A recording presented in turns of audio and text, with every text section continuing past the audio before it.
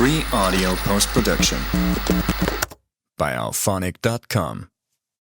Hi everyone, I'm Brittany. Welcome to Randomness, where we talk about a little bit of everything, the deep, the weird, and the real. So take a breath, open your mind, and let's get into it. Okay, so today we are talking about something that we all struggle with, having difficult conversations. You know what I'm talking about? Like your roommate's been leaving dishes in the sink for weeks and you're so about to lose it. Your partner does this thing that drives you crazy, but you haven't said anything because you don't want to seem dramatic. Your friend keeps canceling plans last minute and you're hurt, but don't know how to bring it up without sounding needy. Or maybe it's bigger stuff. You need to end a relationship. You have to tell your parents you're making a life choice they won't support. You need to confront someone about something they did that really hurt you. These conversations live rent-free in your head.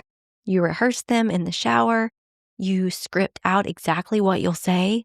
And then when the moment comes, you either chicken out completely or it comes out all wrong and suddenly you're in a full-blown fight. So let's talk about how to actually do this better. Because avoiding hard conversations doesn't make them go away. It just makes them worse, right?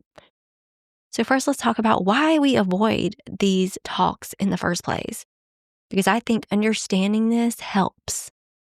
Well, we're afraid of conflict, Most of us were raised to be nice, to keep the peace, to not rock the boat. Conflict, it feels scary and uncomfortable. We worry that bringing something up will create drama or make things awkward. We don't want to hurt someone's feelings, especially if it's someone we love. We convince ourselves that not saying anything is the kinder option. Spoiler alert, it's usually not. Anyway, we're scared of the outcome. What if they get mad? What if it ruins the relationship? What if they reject or leave us? Sometimes the fear of what might happen keeps us stuck. We doubt ourselves. Maybe I'm overreacting. Maybe it's not a big deal. Maybe I'm too sensitive. We gaslight ourselves into thinking our feelings aren't valid enough to warrant a conversation. We don't know what to say. Like literally, we don't have the words or the skills. Nobody teaches you this shit in school. We're just supposed to figure out how to navigate complex interpersonal dynamics on our own. Here's the thing, though. Avoiding difficult conversations doesn't protect the relationship. It slowly erodes it. Resentment builds. Distance grows, and eventually either the relationship dies a slow death or everything explodes in a way that's much worse than it would if you would have just talked about it early on. Okay, so before we get into the how-to, you need to get your mindset right. This is honestly half the battle. It's not you versus them. It's both of you versus the problem. This shift is huge. You're not attacking them. You're both trying to solve an issue together. Even if they don't see it that way initially, you maintaining this perspective changes everything. Your feelings are valid and worth expressing. You don't need permission to have feelings or needs. You don't need to justify why something bothers you. If it matters to you, it matters, period. Discomfort is okay. The conversation is supposed to feel a little uncomfortable. That's normal. You're not doing it wrong just because it feels awkward. Lean into the discomfort instead of running from it. You cannot control their reaction. You can only control how you show up. And yeah, they might get defensive. They might not handle it well. And that's on them, not you. Your job is to communicate clearly and kindly, not to manage their emotions. The goal is understanding, not winning. You are not trying to prove you're right. You're trying to be heard and to understand each other. If you go in trying to win an argument, guess what? You've already lost. Okay, so When do you have these conversations? Because timing matters more than you think. Obviously, don't do it when you're angry. I mean, I know when you're pissed is when you finally have the courage to say something, but anger makes us say things that we don't necessarily mean and can't take back. So if you're heated, take a beat, cool down first. And don't ambush people. Springing like a serious conversation on someone when they are not expecting it usually goes badly. A heads up like, hey, can we talk about something later? It gives them time to mentally prepare. But also, don't wait for the perfect moment because that doesn't exist. You will never feel 100% ready. At some point, you just have to do it. And avoid times when either of you is stressed, tired, or distracted. Don't try to have a deep conversation when someone just got home from a terrible day at work or when you're both exhausted at midnight. You need emotional bandwidth for this. And do it in person, okay? Text and even phone calls lose so much nuance. Tones get misinterpreted. You can't read body language. For anything important, face-to-face is best. Video call is second best if distance is an issue. So, how do you even start this conversation? Because the beginning is often the hardest part. So, here's how to open.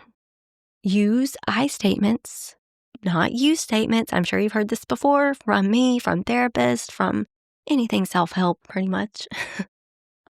But this is classic advice, but it really works. I feel hurt when plans get canceled. Lands so differently than you always cancel on me. One expresses your experience. The other sounds like you're puts them on defense immediately. And be specific. Don't say you're so inconsiderate. Say, when you were on your phone during dinner last night, I felt like you weren't interested in what I was saying. Specific examples are harder to argue with and easier to address. State your intention. Let them know why you're bringing this up. I'm bringing this up because I care about our friendship and I want us to be on the same page, or I am mentioning this because I want to feel closer to you, not more distant. And try to avoid words like always and never. These are almost never accurate and they immediately make people defensive. You never listen makes someone think of the times they did listen. And now they're arguing about that instead of the actual issue. So let's see. Here's an example of a good opening. Hey, I want to talk to you about something that's been bothering me. I value our relationship, and I think talking about this will help us be closer. Is now a good time? See how that's not aggressive? It's clear, it's direct, and it sets a collaborative tone. And okay, all right, now you're in the conversation. What do you actually say? Name the feeling. I feel disappointed, or I feel disrespected, or I feel scared. Feelings aren't arguable. Someone can't tell you that you don't feel what you feel. Explain the impact. Help them understand why this matters to you. When this happens, it makes me feel like I'm not a priority, or this affects me by making me anxious about our relationship. Yeah, okay, got it. And then be honest about your needs. What do you actually need from them? Like, I need more communication, or I need you to follow through on commitments, or I need us to talk about big decisions together. Don't make them guess.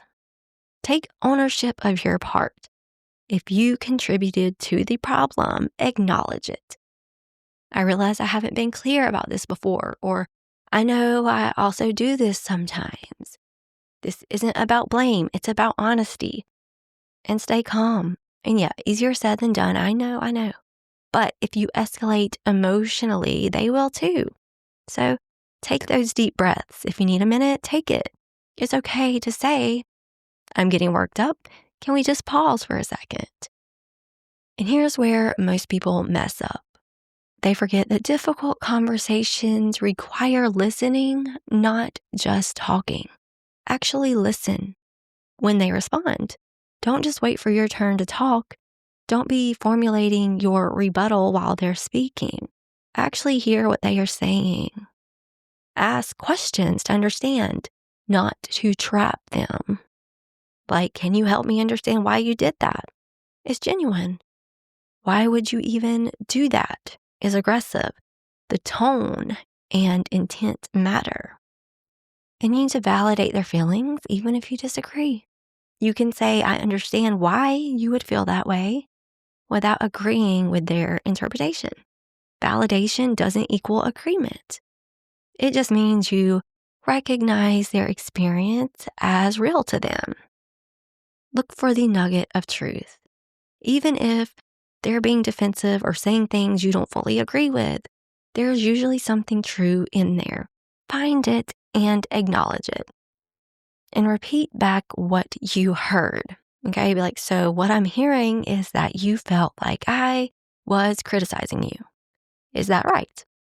And this confirms understanding and makes the other person feel heard.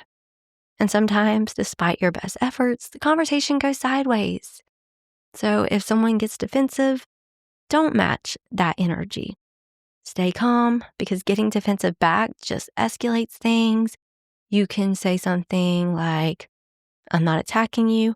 I'm trying to help us work through this together. If they bring up other stuff, redirect gently. I hear that. That's also an issue for you. Can we talk about that after we finish with this? I want to give it proper attention. Don't let the conversation spiral into every problem you've ever had. And if you're going in circles, take a break. Just be like, I think we need some time to think about this. Can we come back to it in an hour? Because breaks can prevent saying things that you will regret. And if someone is being genuinely cruel or abusive, guess what? You can leave. You do not have to stay in a conversation where you're being verbally attacked or abused. Be like, I want to work this out, but I can't do that when I'm being spoken to this way. I'm going to step away and we can try again later. Also, watch for stonewalling. If someone completely shuts down, stops responding, or just says fine or whatever to everything, call it out gently. It seems like you've checked out of this conversation. What's going on? So let me tell you real quick what not to do, because I've done all of these and they do not work. Don't use the silent treatment as punishment. That's manipulation, not communication. If you need space, just say so. But don't go silent to make someone suffer. And don't weaponize past mistakes. Bringing up everything they've ever done wrong derails the current conversation and breeds resentment. Stick to the issue at hand. And do not recruit other people to your side beforehand. Going to mutual friends and talking about the issue before addressing it with the actual person is gossiping, not problem solving. It also makes the other person feel ambushed and betrayed when they find out. Don't use absolutes. You're the worst, or this relationship is terrible. These sweeping statements aren't helpful, and they're probably not even true. Be specific and fair. And do not bring up issues during unrelated arguments. This is called kitchen sinking. Throwing everything at them at once. It's overwhelming and unproductive. Do not apologize for having needs. I'm sorry, but stop. You don't need to apologize for having feelings or needs. Just state them. And don't expect immediate resolution, because some conversations need multiple rounds. Some issues take time to work through, and that's okay. Progress is still progress. Different situations require slightly different approaches. So let's just break down a few, like setting boundaries. This is when you need to establish or reinforce a limit. I need you to not call me after 10 p.m. on weeknights, or I'm not comfortable lending money anymore. The key here is being clear and firm without being mean. You don't need to over-explain or justify. Just state the boundary, explain briefly why if you want to, and then hold it. And when someone hurts you and you need to tell them, just be like, when you made that joke about my weight, it really hurt me. Or I felt betrayed when you shared what I told you in confidence. Focus on the impact it had on you. Give them the benefit of the doubt on intent if possible. Be like, I don't think you meant to hurt me, but, and be clear about what you need moving forward. So what about breaking up or ending a friendship? These are the freaking worst, don't I know it? Be direct, but kind.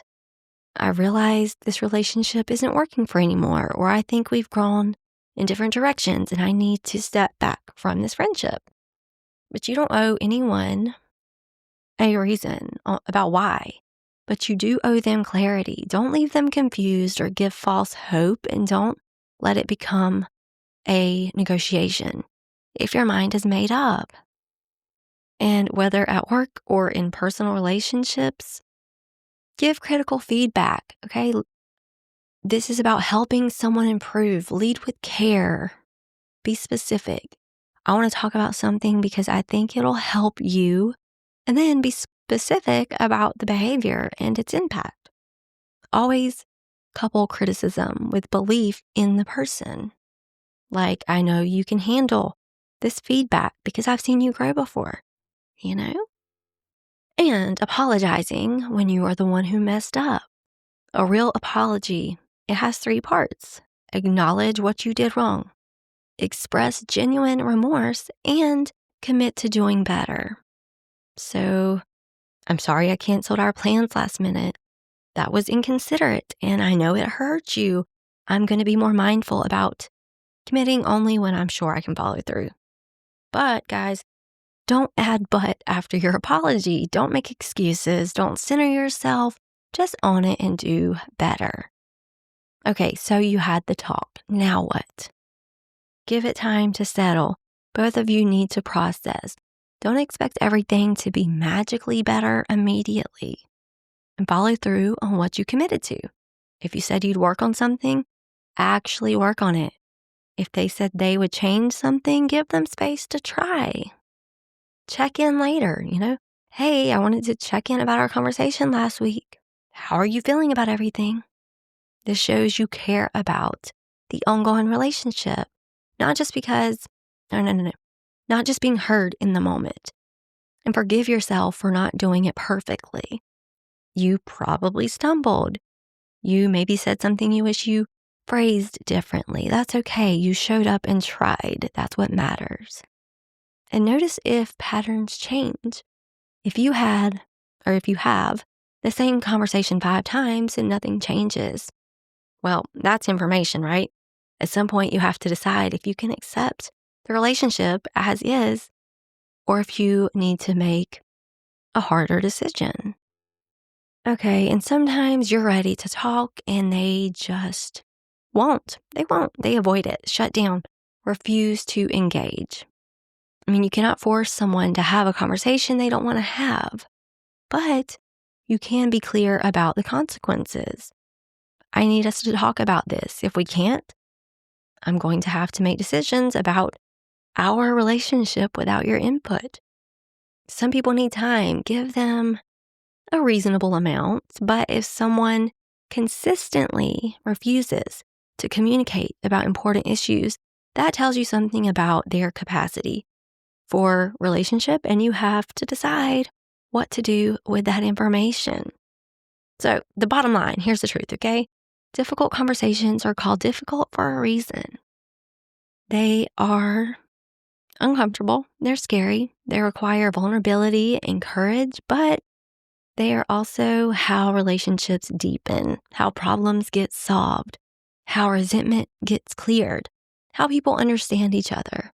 Every strong relationship you admire has survived difficult conversations. The people in them learned how to talk about hard things without destroying each other in the process.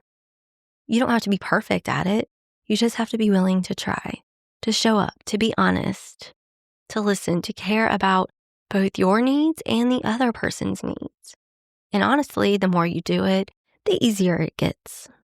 The first few are brutal, but eventually you realize that having the conversation is almost always less painful than avoiding it. So the next time you're avoiding a conversation you know that you need to have, ask yourself, what's the cost of not having it? What am I protecting by staying silent? And is that protection worth what I'm giving up? Most of the time, the answer is no. Have the conversation, be kind, be clear, be brave, and trust that the people who are meant to be in your life will meet you there. And if they don't, at least you'll know where you stand, and there's freedom in that too.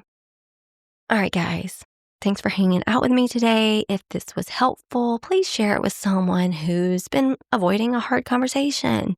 Maybe it'll give them the push they need. But until next time, speak your truth, listen with an open heart, and remember, the discomfort of a difficult conversation is temporary, but the relief of finally having it is lasting. Talk to you guys later. All right, guys, that's it for today. Thanks so much for listening. If you enjoyed today's episode, make sure to follow. And remember, keep your energy grounded, your mind open, and your curiosity alive. Free audio post-production by alphonic.com.